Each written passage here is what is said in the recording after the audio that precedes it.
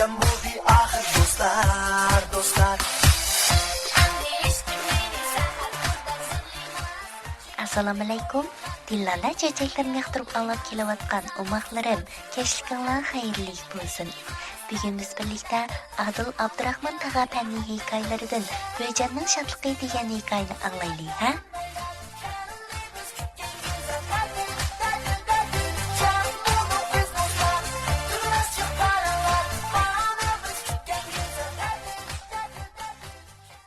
Hikaye Böcen'nin şatlıqı. Yakşamda Böcen Adiyan o'rnidan turibla apsiga "Bog'chaga opirib o'ynatib kel" deb xalva qilg'ili turdi. "Bog'cha baxiroq, havorayi qandaq bo'larkin tang?" To'shqan ana gullarga suv qo'yg'ach osmonga qaradi.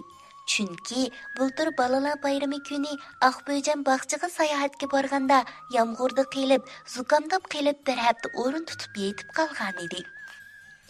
Xotirjam bo'lsizlar to'shqanada.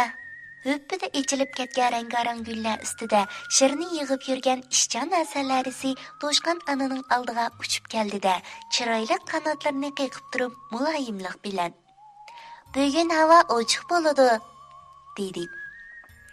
"Havoning ochiq bo'lganligini nadan bilsiz, singlim?" To'shqan ana uning gapiga sal ishonmaganda qilib so'radi.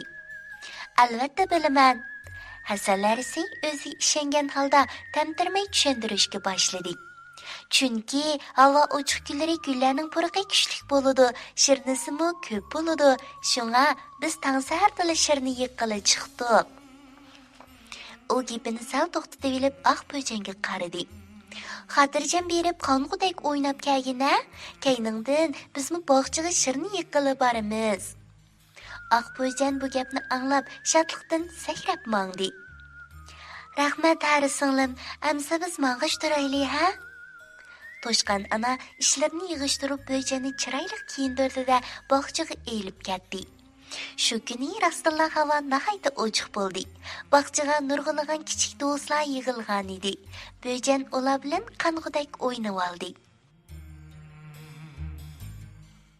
Do'stlar, biz bu hikoyadan yangi bir bilimni o'rganib oldik-a? Biz o'rganib olgan bu bilimimizni atrofimizga do'stlarimizga so'zlab beraylikmi? Undaqda oxirda Dillala hadanglarga agishib tuvandagi balalar qo'shqini o'rganayliklar, ha? Balalar qo'shqi yaxshi bala.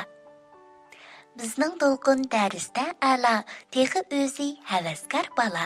Planlarni aplik yasaydi, hech yerini qo'ymasdan chala. Kerak bo'lsa kelar qo'lidan, to'q yo'lini o'ngshashmu yana. Gul terisa maktab beg'iga, maqtab ketar muallim ana. 3 baldoqni taqab bilakka, To'lqin hamon uzib boradi. Ma'rifatning sho'x daryosida kelanchakka uzib boradi. Kichik shoirlar kashf bo'lib ketibdi. Amiz bugun bo'ldir uxlanglarchimi? Atimish vaqtda Dillala indidar salonida ko'rishaylik.